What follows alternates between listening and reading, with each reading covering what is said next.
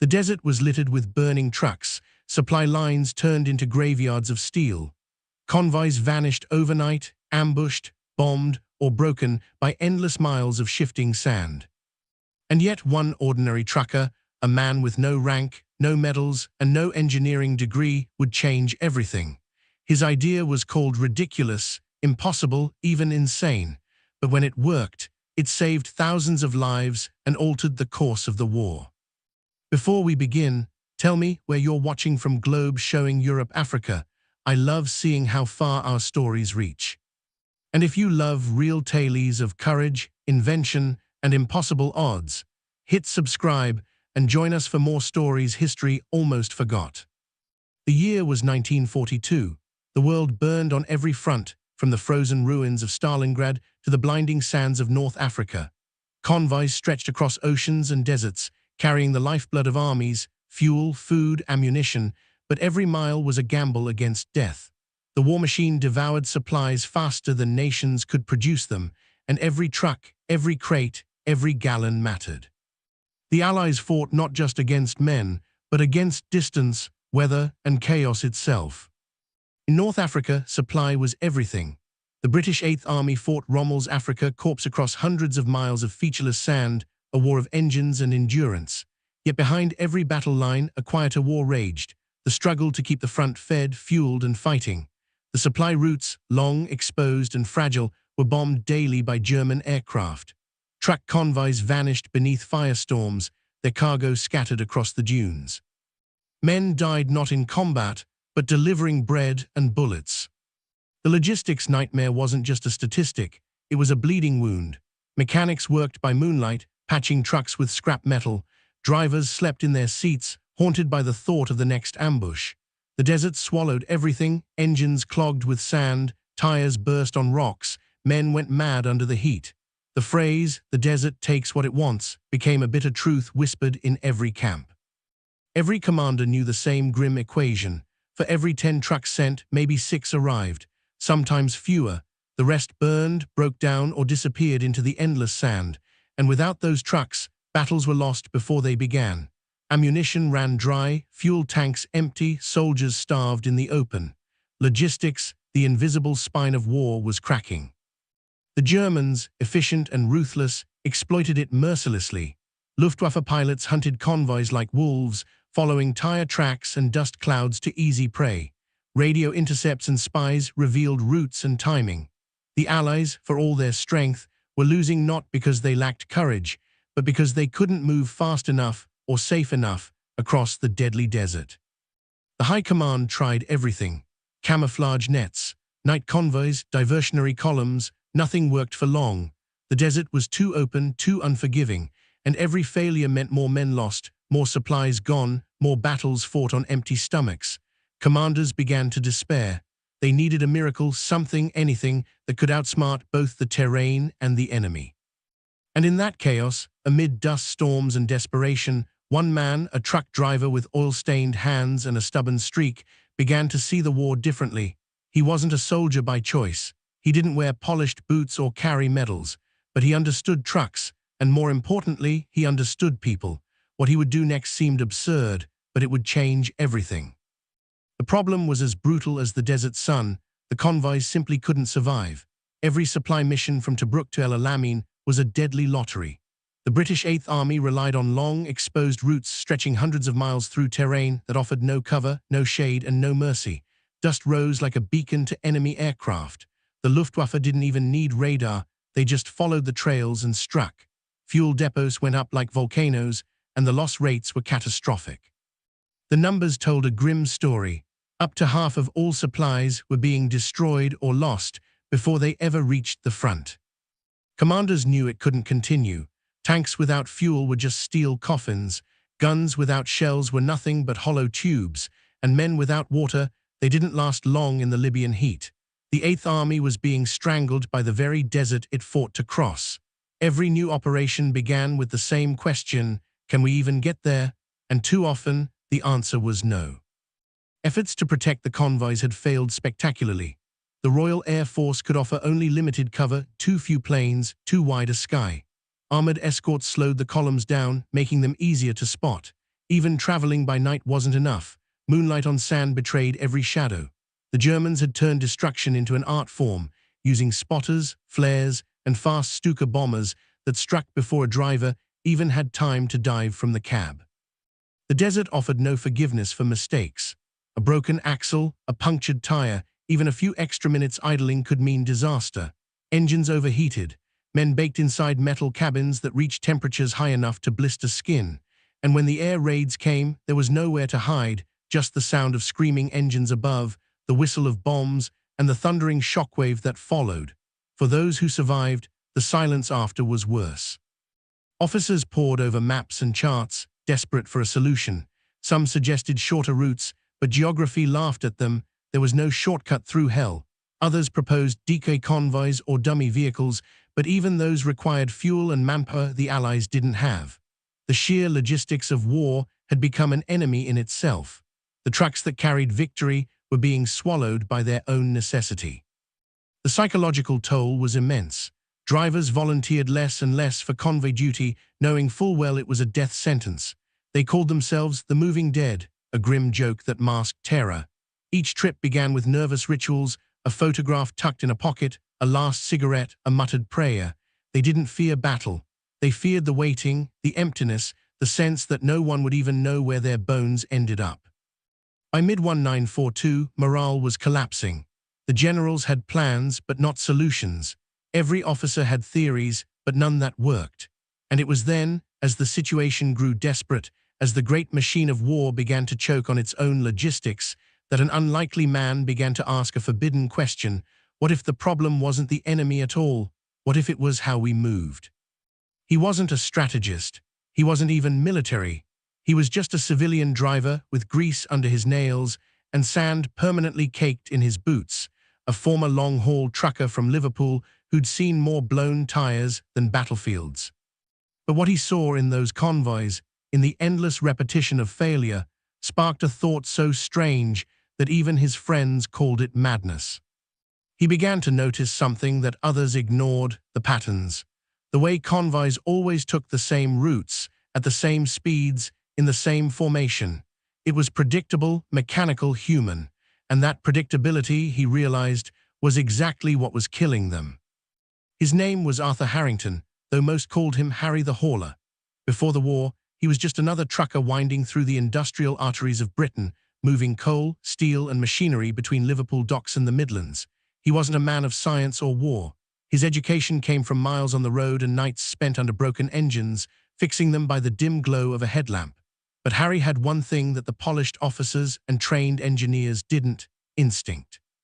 He knew machines, and he understood rhythm, how movement created patterns, and how patterns could kill you if you didn't break them.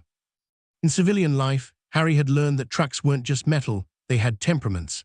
A truck too heavy on the left drifted right, a truck with worn treads pulled toward danger. On wartime convoys, he applied that same sixth sense, noticing the way dust behaved, how the sound of engines carried in the wind, how the heat shimmered off the desert floor like a mirage of ghosts. While officers barked orders about timetables and formations, Harry saw something else: a dance.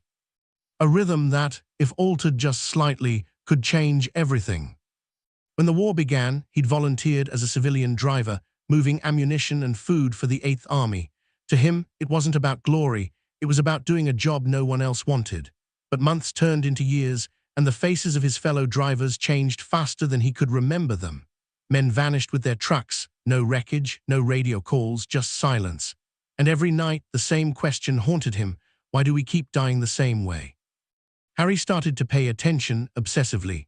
He'd mark maps, not just of routes but of sounds, winds, and even where the vultures circled during raids.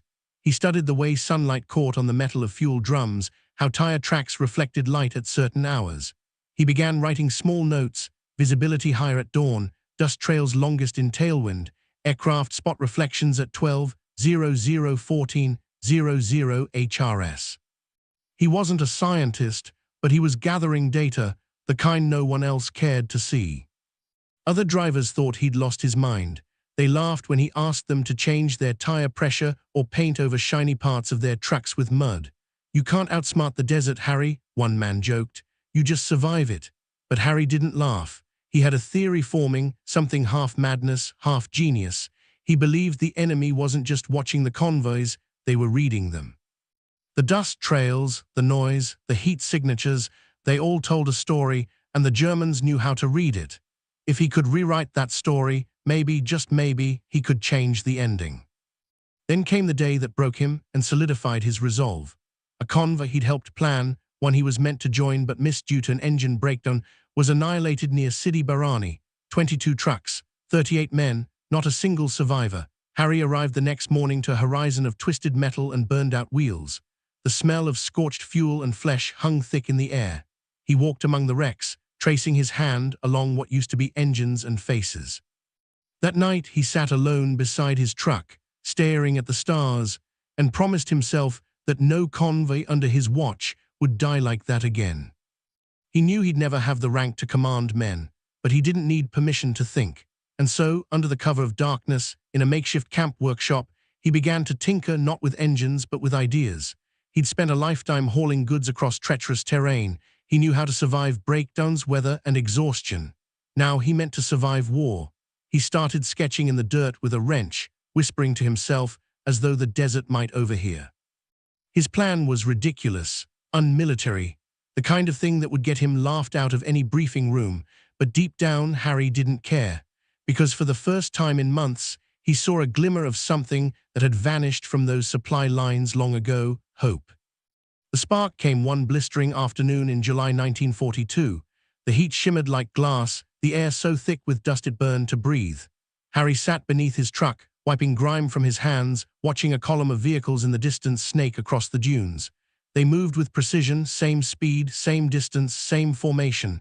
It looked perfect, military, predictable. And in Harry's mind, that word, predictable, echoed like a gunshot. He squinted at the horizon, and that's when it struck him, a revelation born from exhaustion and rage. Every convoy looked the same, moved the same, even sounded the same. The Luftwaffe didn't need scouts. They could set their watches by the rhythm of those trucks. "We make it too easy for them," he muttered. "We might as well paint targets on our roofs." Then, out of nowhere, a wild thought crawled into his mind. What if they didn't move in straight lines at all? Harry jumped up, grabbed a stick, and began scratching patterns into the sand, zigzags, spirals, broken trails. He'd driven long enough to know that the desert wasn't uniform. It changed by the hour. Winds shifted dunes, swallowed old paths, and carved new ones. If the desert could change shape, why couldn't the convoys? He imagined trucks moving irregularly, splitting and rejoining, vanishing into mirage lines, their dust trails blending with the horizon. The idea was absurd, completely at odds with military discipline, but it made sense. That night, under a moon half hidden by sandstorms, he shared his idea with a few fellow drivers. "We move wrong," he said. "We move like soldiers, but we're not soldiers, we're haulers. The desert's alive and we keep marching through it like it's a parade." The men laughed, thinking it was heat-stroke talking, but Harry kept going, his eyes gleaming. What if we stopped being predictable, change formation every few miles, random speeds, vary spacing, fake tracks? Hell, even throw in empty trucks as decoys, make them guess, not know. To the others, it sounded like lunacy, but there was a strange rhythm to the way he spoke, as if he could already see it happening. The more he explained, the more alive he became. His hands drew invisible lines in the air, tracing invisible paths only he could see. "The Germans read our dust," he said, "so we make it unreadable." In the following days, Harry couldn't sleep. The idea gnawed at him like a fever. He began experimenting during solo runs, small changes at first. He'd alter his route slightly, drive over old tire tracks to disguise his own, or kick sand over reflective surfaces. Once, he even covered his truck with torn canvas sheets to break up the outline from above. Each trip that ended in survival felt like a small victory, proof that he was onto something real. One morning, after a particularly brutal air raid on another conv, Harry took a dangerous risk. He stopped by a forward supply camp and requested a meeting with the logistics officer, a major named Pembroke. The man barely looked up from his maps. Harry tried to explain, voice trembling with urgency, but Pembroke cut him off with a smirk. "Random movements, variable spacing, you want chaos in my supply lines," he scoffed. "You're a truck driver, Harrington, stick to your wheel." Harry left humiliated, but the rejection only deepened his conviction. He wasn't asking permission anymore. That night, he gathered a few trusted drivers, men who'd lost too many friends to doubt him. Around a flickering lantern, he laid out a crude plan in the sand. "We try it on the next run," he said. "No orders, no approvals, just us. If we die on our own terms. If we live," he let the words hang in the hot, dry air. "Then maybe we've found something the brass can't ignore." The men nodded slowly. Exhaustion had made them reckless, and Harry's madness offered something rarer than reason, hope. They didn't know it yet, but that small circle of grease-stained haulers was about to defy the entire machinery of war. That night, as engines rumbled to life and sand swirled around their boots, Harry climbed into his cab, whispering to himself, "Let's see if the desert can keep up." By dawn, Harry's mad conv was already rolling, a patchwork of trucks that looked more like a wandering caravan than a military unit. Instead of the tight, perfect lines the British Army demanded, they moved irregularly. Some veered slightly off route, others slowed and then sped up, and one deliberately empty drove ahead as bait. The dust trails that followed them looked broken, scattered, like the aftermath of a storm. To an observer in the sky, it was chaos. To Harry, it was camouflage in motion. When the convoy returned intact, not a single truck lost, the men cheered quietly among themselves. It had worked at least once. But when word reached the higher-ups, the celebration didn't last long. Major Pembroke stormed into the depot with a face redder than the desert sun. "You disobeyed conv procedure," he barked. "You risked valuable cargo on a whim." Harry tried to explain the results: no losses, no air strikes, no sign of enemy pursuit, but Pembroke wouldn't listen. "Coincidence," he snapped, "and don't mistake luck for genius." For weeks, Harry and his drivers were put under scrutiny. Officers inspected their routes, their cargo, even their fuel consumption. Every trip had to be logged and justified. Harry's idea, though successful, was considered dangerously undisciplined. The army ran on order, predictable, measurable order. The concept of randomness was anathema. The more Harry argued, the deeper the resentment grew. "The desert is not your personal laboratory," Pembroke warned. "You'll get men killed." But something strange was happening. Other drivers began whispering about the ghost convoys, the ones that made it through when others didn't. They started copying little things Harry had done, scuffing tire tracks, driving unevenly, covering glinting surfaces. Word spread quietly, truck to truck, until half the drivers in his sector were experimenting in secret. They called it Harrington's hunch. What began as rebellion was turning into revolution. Still, official recognition was impossible. The military mind saw the world in lines and charts, not patterns and instincts. Harry's reports were dismissed as anecdotal, his maps confiscated. One superior sneered, "You think you can outwit the Luftwaffe with zigzags?" Harry's reply was simple, almost weary, "Maybe I already have." That answer nearly got him court-martialed. For a time, it seemed the dream would die in the sand. Orders came down for Harry to be reassigned, back to mechanical duty, away from convoy planning. The desert, it seemed, had no place for dreamers. On the night before his transfer, he sat by the trucks with his closest drivers, staring into the glow of the campfire. "They'll never believe it," one muttered. "Not till someone important dies because they didn't listen." Harry didn't answer. He just watched the flames flicker, thinking of the men he'd already buried. But fate has a way of bending toward those who refuse to quit. The very next week, a major supply operation was planned, Operation Scimitar. 24 trucks, carrying food and fuel for the front lines near El Alamein. The route was long and exposed, and the risk was enormous. Harry's replacement, a by-the-book officer, organized the conv the traditional way: perfect spacing, clean columns, clear timetables. It was a textbook example of efficiency. And as Harry feared, a textbook target. Halfway through the run, the Luftwaffe struck. Stukas screamed out of the sun, bombs falling like thunder. By the time the smoke cleared, 17 trucks were burning. Harry watched from a nearby depot as black smoke smeared the horizon. That was the moment when the resistance, the laughter, the orders, the arrogance collapsed into silence. Major Pembroke summoned him later that night, his voice heavy. "You said your method reduced losses?" he asked quietly. Harry nodded. The major looked down at the floor, then up again. "You'll have one chance to prove it. Tomorrow. The next conv leaves at dawn." Harry said nothing, but deep down he felt it, that strange mix of fear and vindication. He'd been called reckless, even insane. But now the desert itself had vindicated his madness. Still, the real test was yet to come. The convoy he'd lead next would travel straight through the Valley of Knives, the most dangerous stretch in the entire North African theater. If his idea failed there, it would fail forever. If it worked, history might finally have to take him seriously. Dawn broke over the desert like fire spilling across the horizon. The sky bled red and gold as the convoy gathered at the edge of the Valley of Knives, a place so feared that soldiers whispered its name like a curse. The valley was a jagged scar of rock and shifting sand, where wrecked trucks from past missions still lay half-buried like tombstones. It was said that no convoy had ever made it through without loss. And now, against all logic, Harry Harrington was leading one straight into its jaws. The men were nervous, veterans, but shaken. They'd seen what the Luftwaffe did to convoys that lingered too long in open ground. Engines idled low, drivers smoked in silence. Harry climbed atop his truck and looked at them, grease-stained faces, tired eyes.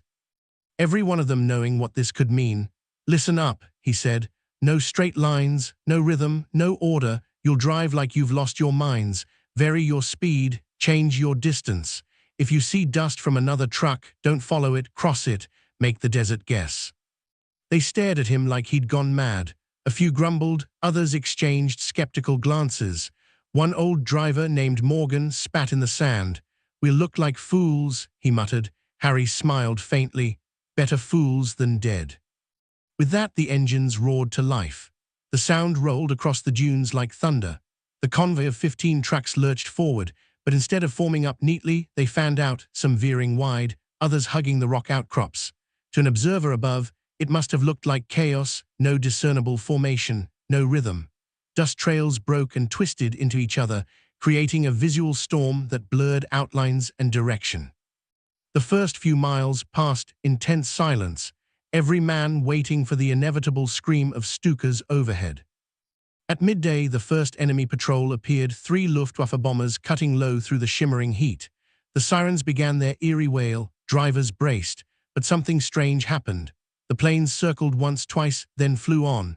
The scattered movement had confused them. They couldn't tell where the convoy began or ended, which dust trails were fresh, and which were just echoes of wind. For the first time in months, the trucks rolled on unharmed. Encouraged, Harry pushed them deeper into the valley. The temperature climbed above 110 degrees. Tires shredded on hidden rocks, engines sputtered under the strain, and men cursed the heat, but they kept going. At one point, Harry ordered a decoy truck, already near empty, to break off and drive south, kicking up a thick plume of dust. Minutes later, a bomber squadron appeared and dove right on the decoy. The explosion lit the horizon, but the main conv remained untouched. The drivers cheered over the radio, disbelief mixing with relief. It was working. The madness was working. But the desert wasn't finished testing him. Halfway through the pass, a truck struck an old mine. The explosion ripped through the still air, flipping the vehicle in a spray of metal and fire. The convoy halted instinctively, discipline taking over instinct. "Keep moving," Harry shouted through his mic, voice raw. "Do not stop." The others hesitated, but obeyed. The surviving driver crawled from the wreckage, bloodied but alive, as the truck swerved past. Harry doubled back, hauled the man onto his truck with one arm, and kept driving. Behind them, the destroyed vehicle burned like a warning. By dusk, they reached the far edge of the valley. The men were exhausted, coated in sweat and sand, but every truck, save the one lost to the mine, was intact. Against every expectation, they had done it. Harry climbed down, legs trembling, and looked back at the path they'd crossed. The scattered tracks behind them were already fading into the shifting sands. "The desert remembers nothing," he said quietly. That night, the men sat around their campfire, staring into the flames in silence. No cheers, no boasts, just quiet awe. For the first time, they had beaten the valley, beaten the Luftwaffe, beaten death itself, by doing the one thing no commander had dared, abandoning order. Harry didn't call it a victory, he called it a test. And though he didn't know it yet, word of that impossible crossing would soon reach ears far higher than Major Pembroke's, and change the way the entire North African campaign moved. The message spread through the desert like wildfire. Harrington's convoy made it through the Valley of Knives. In every camp, around every sputtering lantern, men whispered it in disbelief. The story sounded impossible, superstition, luck, or miracle. But when the reports reached British headquarters in Cairo, There was no denying the numbers. 14 trucks out of 15 had made it through one of the most dangerous routes in the entire campaign, with minimal loss and 0 airstrikes. The statistics alone demanded attention. For the first time, command took notice of the truck driver with a theory. Harry was summoned to Cairo, unsure if he was walking into a commendation or a court-martial. The journey took 2 days, across barren plains and bombed-out roads, giving him too much time to think.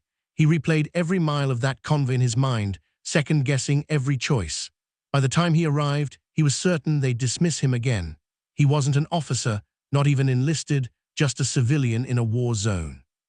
But when he entered the command tent, he found himself standing before none other than General Claude Auchinleck, the commanding officer of the 8th Army.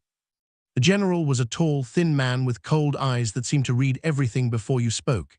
He asked no pleasantries, only questions. How did you plan it? Why the random spacing? How did you prevent confusion? Harry answered honestly, his rough accent cutting through the room full of polished officers. Sir, he said, we've been trying to make the desert behave like England, neat lines, straight roads, clear orders, but the desert doesn't work that way. It's alive. You can't fight it. You've got to dance with it. There was silence. Some officers smirked. One coughed into his hand, but Auchinleck leaned forward. Dance with it, you say? He repeated quietly. Harry nodded. Aye, sir, the Germans watch patterns, we break them, we make the dust lie for us. It should have been madness, but in that room something shifted. Auchinleck had seen enough failed convoys to recognize the truth behind Harry's simplicity. He turned to his staff. Run a controlled trial, he ordered. 2 convoys, 1 standard, 1 under Harrington's command. Let's see whose reaches the front intact. It was a gamble, and in wartime, gambles were everything. The test was scheduled for the following week. The first convoy, led by an officer, took the traditional route, straight lines, tight formation, daylight schedule. The second, under Harry's guidance, used his unorthodox, random rhythm. They departed within hours of each other. What followed would decide whether Harry's madness became doctrine or disappeared forever. 3 days later, the results came in. The first conv had been ambushed twice, losing 6 trucks to airstrikes and mines. The second, Harry's, arrived at the front line without a single loss. The news stunned command. For the first time, hard data proved what instinct had whispered. Unpredictability was the key to survival. General Auchinleck summoned Harry again. You've done what my strategists couldn't, he said. You turned chaos into a weapon. Then, in a rare gesture, he extended his hand. We'll formalize this method. You'll help train others. Harry stood there dazed. He'd expected a reprimand. Maybe a pat on the back, not a directive from one of the most powerful men in the theater. Overnight, Harrington's method became official policy for supply operations in the North African campaign. Convoys began moving irregularly, staggered timing, varied spacing, randomized routes. Pilots reported confusion in identifying targets. Loss rates plummeted. Within a month, supply deliveries improved by nearly 90%. What had started as one man's defiance became a logistical revolution. But not everyone was celebrating. To the old guard, Harry was an uncomfortable reminder that innovation often came from below, not above. His success made some officers resentful. Whispers circulated that he was reckless, that his luck would run out. Harry ignored it. He wasn't chasing fame. He just wanted to keep men alive. Still, as he watched those new convoys disappear into the horizon, dust clouds dancing erratically like ghosts, he felt a quiet pride. The desert that had once devoured his friends was now being outwitted by their memory. And for the first time in years, he allowed himself a rare thought. Maybe this war could be won. What Harry didn't know was that this success, this single, brilliant turning point, would soon draw attention from even higher up the chain. And with it, a new test that would push his method and his courage to their limits. By the autumn of 1942, the Desert War had reached a fever pitch. The 8th Army was preparing for one of the most decisive battles of the entire campaign, El Alamein. Rommel's forces had pushed deep into Egypt, threatening the Suez Canal, the lifeline of the British Empire. Everything depended on supply, ammunition, fuel, food, spare parts, the arteries that kept an army alive. And for the first time, Those arteries were running smooth, fast, and efficient, thanks to one unorthodox man, Arthur Harry Harrington. But now his invention, his madness, was about to be tested on a scale he could barely imagine. Command had ordered a massive resupply operation, hundreds of trucks, tanks, and fuel carriers moving across the open desert, timed to coincide with the build-up to the counteroffensive. They called it Operation Torrent. It would be the largest single convoy in the North African War, and its success or failure could decide the outcome of El Alamein itself. The entire front would live or die by the supplies this convoy delivered. Harry stood on a small rise overlooking the sea of vehicles at dawn. Rows upon rows of trucks stretched into the horizon, engines idling, their drivers waiting for orders. It looked like a mechanical beast sleeping beneath the rising sun. He could feel the weight of history pressing on his shoulders. For all the recognition he'd earned, there were still men in headquarters who doubted him, who said his chaos method worked on small runs but would collapse under pressure. This was his chance to prove them wrong or lose everything. He gathered his lead drivers around a makeshift table, a slab of steel with maps pinned under wrenches to stop them from blowing away. "You all know the plan," Harry said, his voice gravelly from sand and sleepless nights. "We split into 4 sections, moving at staggered intervals.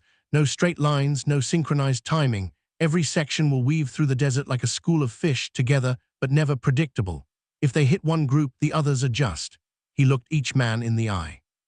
"No heroes, no panic. You keep your heads, you keep your life." The men nodded, grim but ready.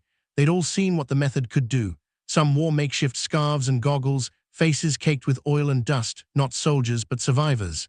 Harry walked between the trucks, slapping fenders, checking ropes, giving words of encouragement. "Remember," he said quietly to one young driver, barely 20, "the desert's not your enemy, it's your cover. Make it dance for you." The boy grinned nervously and nodded. By noon, the operation began. The first sections rolled out in uneven intervals, their paths diverging almost immediately. Harry rode in the middle convoy, radio crackling with updates. The desert was alive with movement, trucks curving across dunes, dust clouds twisting and merging, creating illusions that made it impossible to tell where one convoy ended and another began. Even from a high vantage point, it looked less like a military movement and more like the shifting pulse of the desert itself. As they advanced, Harry constantly adjusted routes using intuition and the wind. Section 2, slow to 30. Section 3, veer 10 degrees north, let your dust trail overlap theirs, he ordered.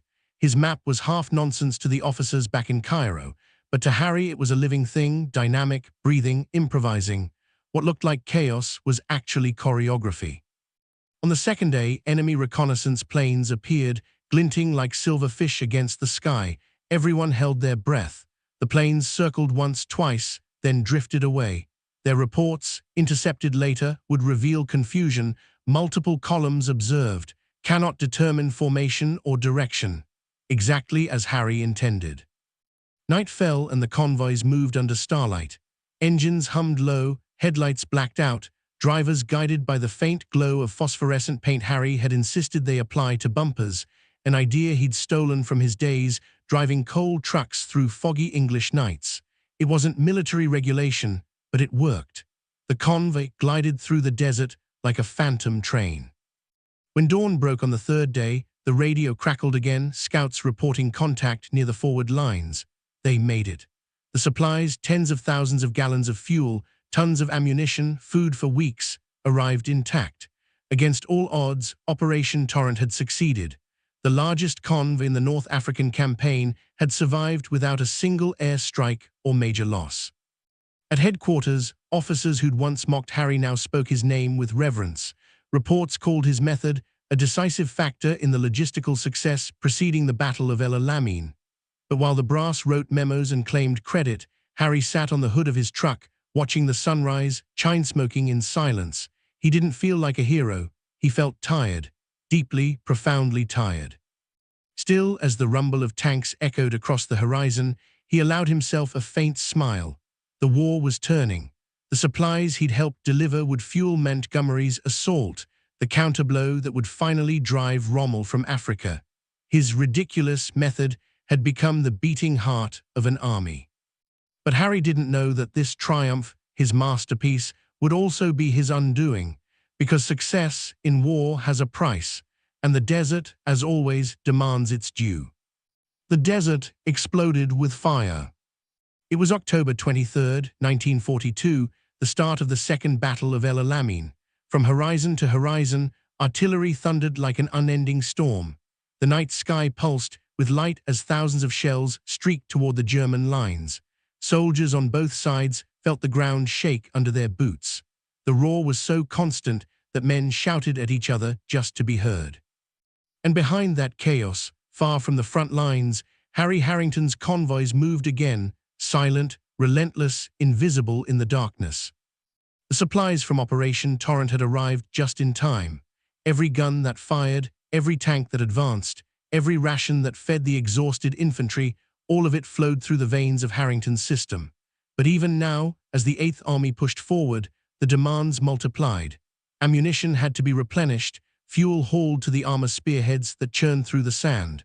Without the supply lines, the entire offensive would collapse.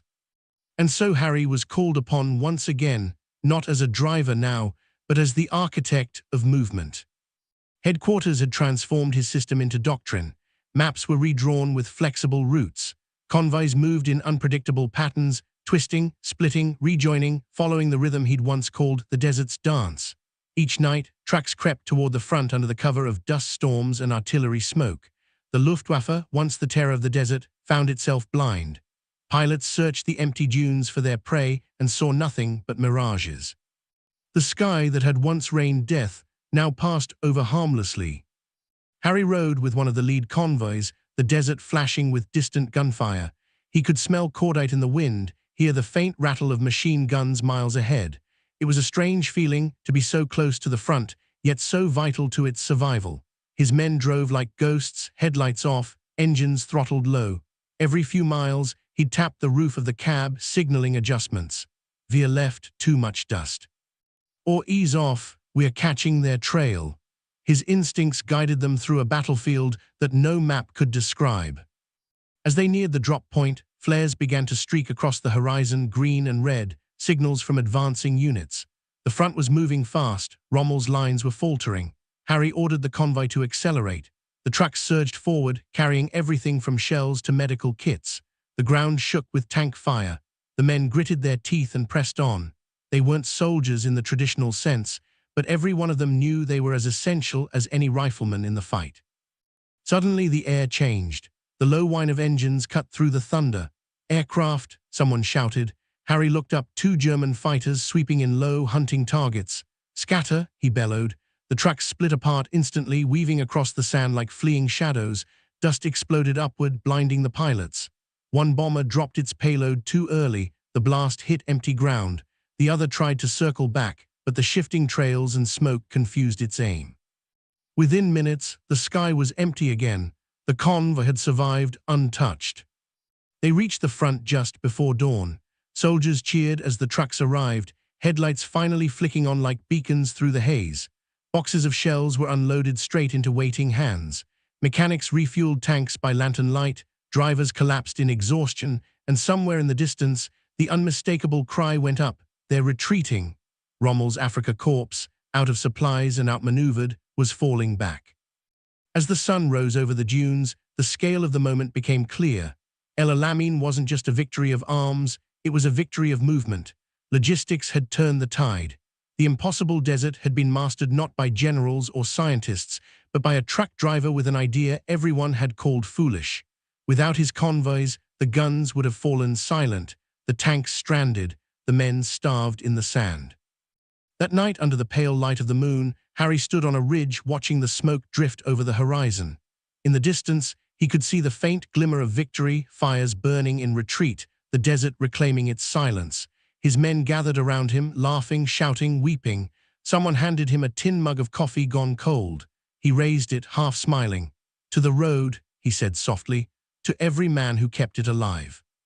And yet, as the cheers faded and the wind began to whisper again, Harry felt something else, an emptiness he couldn't name. He had given everything to this fight. The convoys, the sleepless nights, the endless miles of sand. Victory was sweet but fleeting. The war would move on. The headlines would go to generals and battles. no one would remember the men who drove through hell to make it possible. But the desert remembered, always. When word of the victory at El Alamein reached London, the city erupted in jubilation. Church bells rang, newspapers roared headlines in bold print: Rommel defeated, desert victory for the Allies. Winston Churchill himself called it the end of the beginning, a turning point that restored hope to an exhausted world. But while the public saw only the thunder of tanks and the triumph of generals, inside military circles, something else stirred: the quiet realization that the true weapon of victory had been something far less glamorous: supply. In war rooms from Cairo to London, officers began tracing the lines on their maps: the convoys that never failed, the fuel that always arrived, the miraculous reduction of losses in the desert. Over and over, one name surfaced in after-action reports, scribbled in the margins by logistics officers who knew the truth: Harrington's method effective. Recommend expansion. Results exceed all expectation. The brass couldn't ignore it. The British High Command, long dismissive of a trucker's nonsense, now saw a pattern they could no longer explain away. In Germany, the reaction was very different. Rommel's intelligence officers pored over captured documents, trying to understand how the British had moved so fluidly through the sands. Their own supply convoys, rigid, predictable, constantly ambushed, had withered under Allied air power. Yet somehow, the British convoys slipped through like ghosts. "It's as if they can read the wind," one officer reportedly muttered. The Desert Fox himself, Rommel, in his final reports before being recalled, wrote, "The enemy's logistics now move with intelligence and rhythm. It is no longer a matter of man or machine, it is art." The ripple effect was enormous. Allied strategists began rewriting entire manuals of military logistics. The rigid formations of the early war, the long, vulnerable convoys crawling in single lines, were abandoned. Flexibility became the new doctrine. The Harrington pattern, as it was quietly called by those in the know, became standard procedure for desert operations and later influenced convoy tactics across multiple theaters of the war, from Italy to the jungles of Burma. The unthinkable had happened. The madness of one trucker had become military science. Back in Egypt, Harry didn't know any of this. He was still in the field, covered in dust, his hands blistered from steering wheels and ropes, when an officer from headquarters finally arrived by jeep, saluted, and handed him an envelope stamped with the Royal Army crest. He didn't even open it right away. Inside was a citation, commendation for outstanding contribution to the success of operations at El Alamein. It was neatly typed, impersonal, and unsigned. Harry stared at it for a long time, then folded it in half and tucked it into his pocket. "Paper's worth less than petrol," he muttered. But the recognition, however quiet, spread through the ranks. Among the drivers, his name became legend. Harrington's rule was whispered like a mantra: never drive the same path twice, never trust the map more than the horizon, and never let fear set the pace. Young drivers who'd never met him used his methods instinctively. They painted their bumpers with luminous paint, tuned their engines for silence, and treated the desert not as an enemy, but as a dance partner. The convoy culture changed: less discipline, more trust, fewer orders, more intuition. It worked. Meanwhile, Allied intelligence quietly studied the system for broader use. Could the same pattern be used at sea? In the Atlantic, merchant convoys were being torn apart by U-boats. Some officers began experimenting with variable courses, staggered intervals, curved paths, unpredictable formations. The results: a measurable drop in losses. The principle was simple, almost poetic: the enemy can't hit what he can't predict. It had begun with a truck driver, ridiculous idea, and now it was reshaping the very foundations of logistics warfare. By winter, the desert had changed hands. The British chased the retreating Afrika Korps westward, through Libya and toward Tunisia. Harry and his men followed, setting up new routes across terrain that had never known roads. Wherever the army went, the Harrington system went with it: invisible, uncredited, indispensable. Commanders praised efficiency, supply lines held firm. But in the mess tents and motor pools, everyone knew the truth. It wasn't just strategy. It was one man's stubborn refusal to accept failure. Yet even as victory spread and the Allies pushed forward, something inside Harry began to fracture. The war machine he had helped perfect now ran without him. Command had taken his system, standardized it, claimed it as doctrine. The chaos he had built with intuition and grit was now reduced to lines in a manual. Procedure number 47B. The magic was gone. The system lived, but the soul that had birthed it was fading into bureaucracy. In the grand halls of power, generals toasted efficiency and innovation. But in the desert, under a silent sky, a trucker named Harry sat beside his vehicle, staring into the fire, wondering if genius always came at the cost of being forgotten.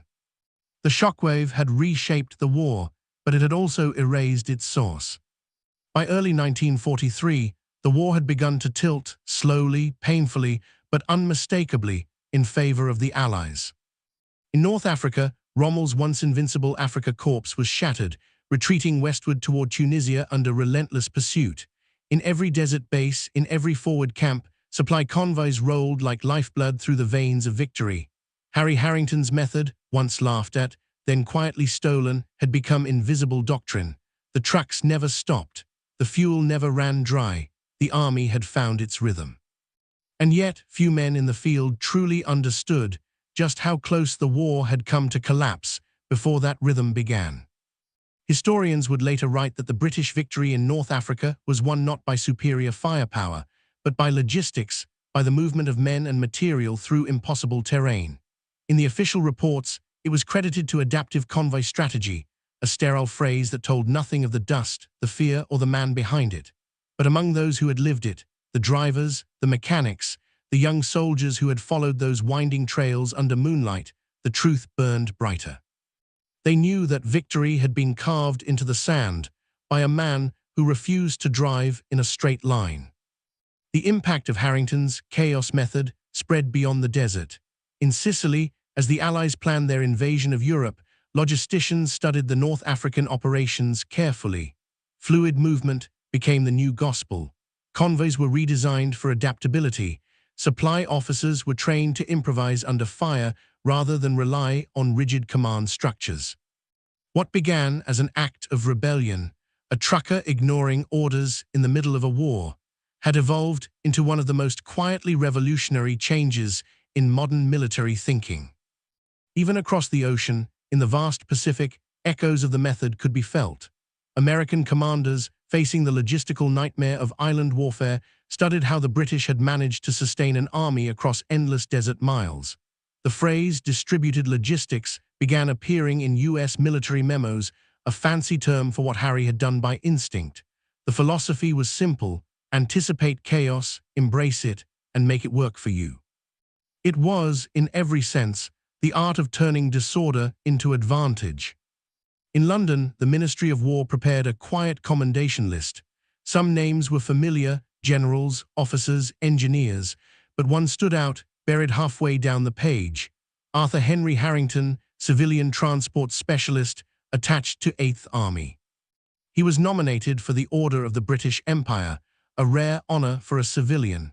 The citation read, "For conspicuous ingenuity and devotion in the organization of wartime logistics."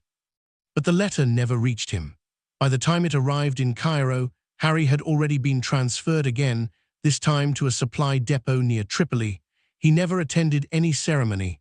The medal would sit in a file cabinet for months before being mailed to an address that no longer existed. While the military hierarchy moved on, the soldiers in the field kept the legend alive. They told stories of old Harry, the trucker who outsmarted the Luftwaffe and fed an army. Some said he could smell danger miles away. Others swore he navigated by the stars alone, refusing to use a compass. They painted his sayings on the sides of trucks: keep moving, trust the sand, no straight lines. It wasn't just a method anymore. It had become a kind of creed, a philosophy of survival born from oil, dust, and defiance. As the months passed and new fronts opened, Italy, Normandy, the Ardennes, Harry's influence quietly underpinned them all. Every time a convoy shifted direction to avoid predictable patterns, every time a logistics officer adjusted timing to confuse the enemy, it was his shadow getting their hands. Yet no one mentioned his name. No one thought to. His genius had dissolved into the machinery of war, absorbed, anonymized, immortalized in silence. And somewhere in the deserts of Libya, long after the front had moved north, the remnants of his convoys, the tire tracks, The faint trails of phosphorescent paint still marked the sand. They glowed faintly under moonlight, ghostly reminders of the arteries that once pulsed with life. The desert had buried most of it under wind and time, but not all. If you looked closely, you could still see where the trucks had danced. That was Harry's legacy, invisible yet eternal. A man who never sought glory, but changed the rhythm of war itself. His invention didn't roar like a gun or fly like a plane. It whispered through gears and engines, through dust and daring. And though his name faded from reports, his impact remained, written not in ink or medals, but in the survival of millions who might otherwise have perished. The war had turned, and a trucker's madness had made it possible. When the guns finally fell silent, and Europe exhaled the long, ragged breath of victory, men like Harry Harrington simply vanished into the background. There were parades in London, speeches in Parliament, and medals pinned on chests beneath banners of triumph. But in the motor depots, the repair yards, and the convoys that had carried the war's weight mile after mile, there was only exhaustion. The machines were quiet now, rusting under foreign suns. The war had moved on, and so had the world. Harry stayed behind in North Africa for a while, helping to dismantle the very system he'd built. The endless maps, the coded routes, the convoys that once danced across the dunes, all of it was being folded into neat reports for historians and bureaucrats who would never smell diesel on their hands. He tried to write it down once, to capture the rhythm of what he'd done, but the words felt wrong. You couldn't describe instinct on paper. You couldn't turn madness into mathematics, so he stopped trying. When he finally boarded a ship home, the war already felt like someone else's story. The men on deck spoke of London, the lights coming back on, the pubs, the laughter. But Harry just stood at the railing, staring at the horizon where the sea met the sky. Somewhere beyond that line lay the desert, vast and empty, swallowing the echoes of engines and shouts. He felt as if a part of himself had been left there, buried under sand and silence, the part that had mattered most. England in 1945 was grey and rain-soaked. The banners were fading, ration lines still long. The war heroes were welcomed with handshakes and parades, pilots, commandos, officers. But when Harry stepped off the train in Manchester, no one was waiting. He had no uniform, no medals on his chest, just calloused hands and the faint smell of oil that never really left him. He returned to what he knew, driving. This time it was coal, not ammunition. The hum of the engine comforted him, though the roads felt smaller now, the turns too predictable. Night, he'd sit in small pubs and listen to men tell war stories, of battles and bravery, of victories won and lost. Sometimes he'd hear mention of El Alamein, of the brilliant logistics that made the victory possible. He'd nod quietly, sip his pint, and let them talk.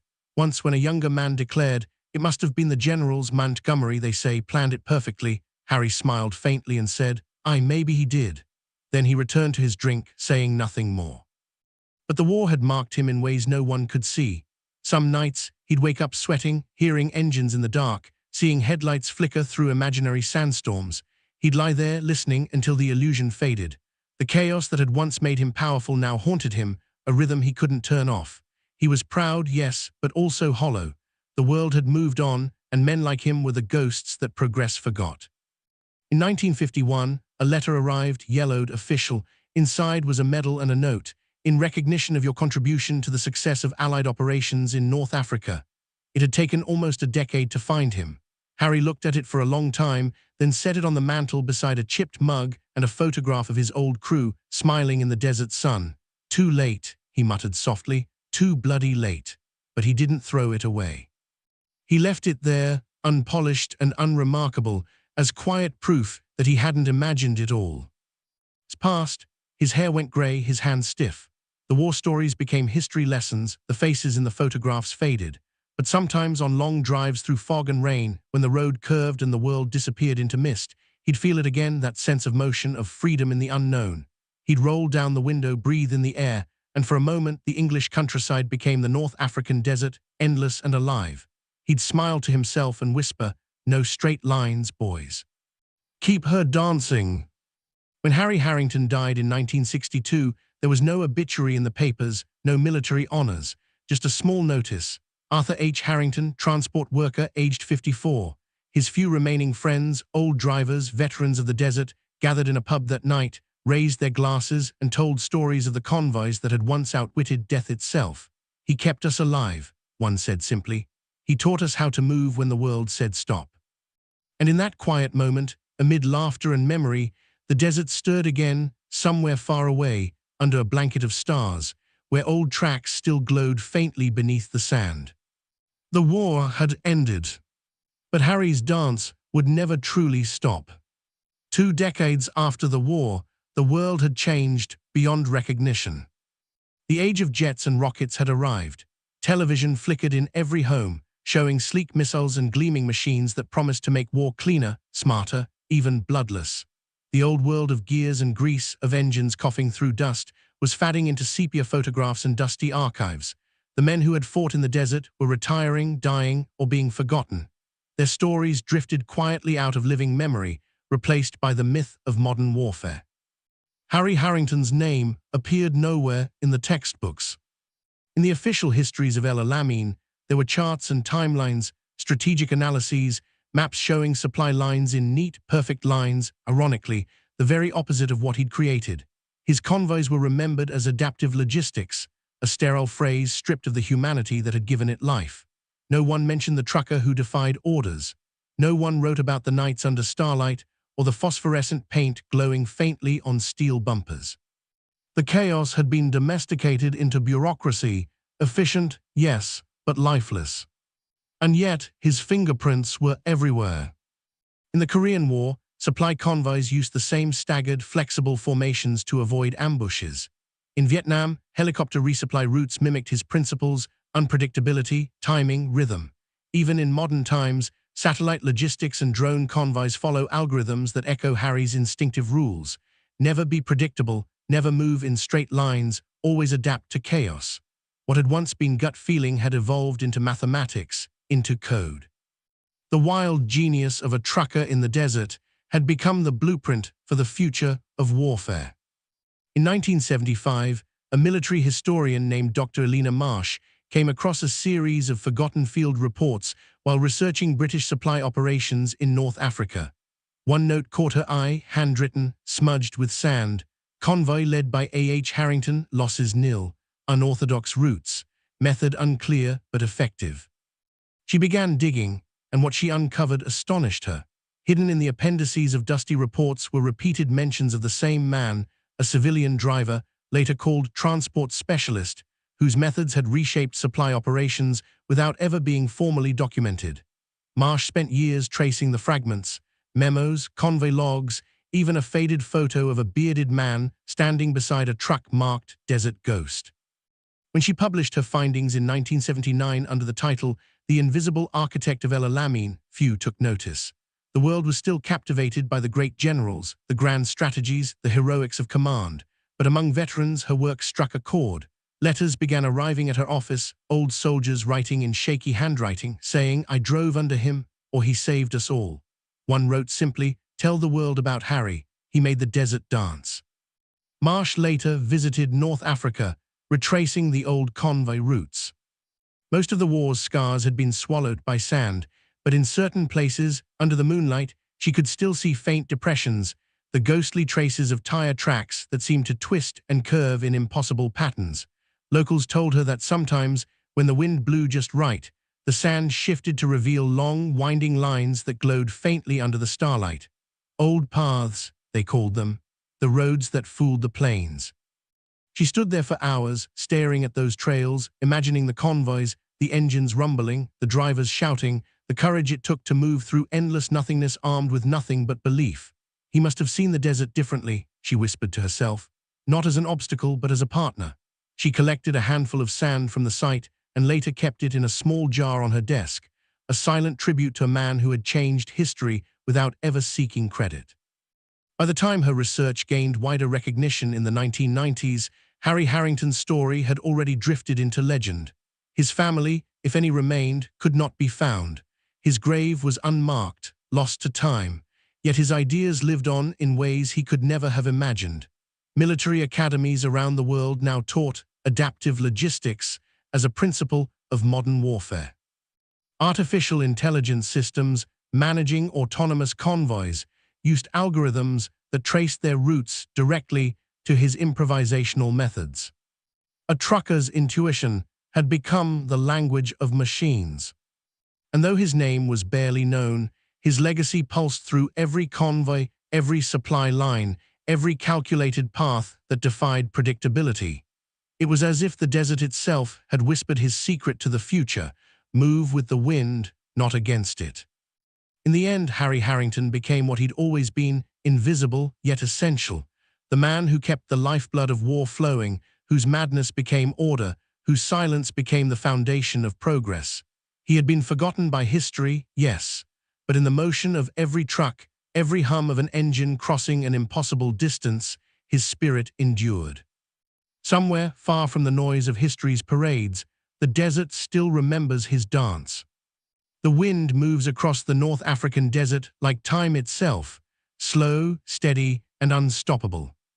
It whispers through the dunes, erasing footprints, covering the scars of war with waves of golden silence. But sometimes, just before dawn, when the air is still and the stars fade into the pale edge of morning, something strange happens. The sand shivers, and for a heartbeat, faint tire tracks seem to reappear, looping, twisting, vanishing again like ghosts. They are the echoes of a convoy that once danced across this land, led by a man no one remembers, yet whose rhythm still beats beneath the dust. Arthur Harry Harrington never thought of himself as a genius. He never held a rank, never commanded a battalion. He was a trucker, a man who understood motion, machines, and the strange poetry of the open road. But in the crucible of war, when supply lines collapsed and hope began to break, he saw something no one else did: that order could be built from chaos, that survival depended not on perfection but on adaptability. Where others saw disaster, he saw choreography. And from that madness, he gave the Allies what no general could: resilience. There's a kind of heroism that doesn't wear medals. It doesn't shout orders or march in parades. It lives in grease-stained hands, in sleepless nights spent fixing engines by moonlight, in the quiet courage to try something different when the world demands conformity. Harry's story is a reminder that history's grandest victories are often built on the backs of ordinary people who refused to give up, people who looked at the impossible and simply said, "Let's move anyway." The Battle of El Alamein is remembered as the turning point of World War II. It was the battle that stopped the Axis in Africa, that gave Churchill his famous words, "Before Alamein we never had a victory." But behind those words lies an invisible army of men who fought not with rifles, but with wrenches and wheels. They were the ones who kept the tanks rolling, who drove through fire and fear to deliver hope. They were the heartbeat of the war, and Harry was its rhythm. Today, every time a convoy sets out, whether across desert, mountain, or city, the principles Harry discovered still guide them. Modern armies speak of dynamic routing, of nonlinear logistics, of predictive mobility. But the truth is simpler. It's what one trucker in the desert once said with a grin: "No straight lines, boys, make it dance." His madness became a method. His method became a miracle, and his miracle became the unspoken foundation of victory. History often forgets the quiet ones, the thinkers, the tinkerers, the men who solve problems no one else sees. Their faces fade, their names vanish, but their work endures. Harry Harrington never knew he'd change the world. He just wanted to keep his men alive. But through that small act of stubborn humanity, he proved something eternal: that courage doesn't always roar. Sometimes it hums beneath the hood of a truck, hidden in the dust. The camera pans out, the desert stretches endlessly, golden and silent. In the distance, a faint trail winds across the dunes, catching the morning light like a memory that refuses to die. And as the sun rises, the wind carries a whisper, soft, almost like the murmur of an engine turning over one last time. History remembers the battles, but not the men who dared to dream inside the fire.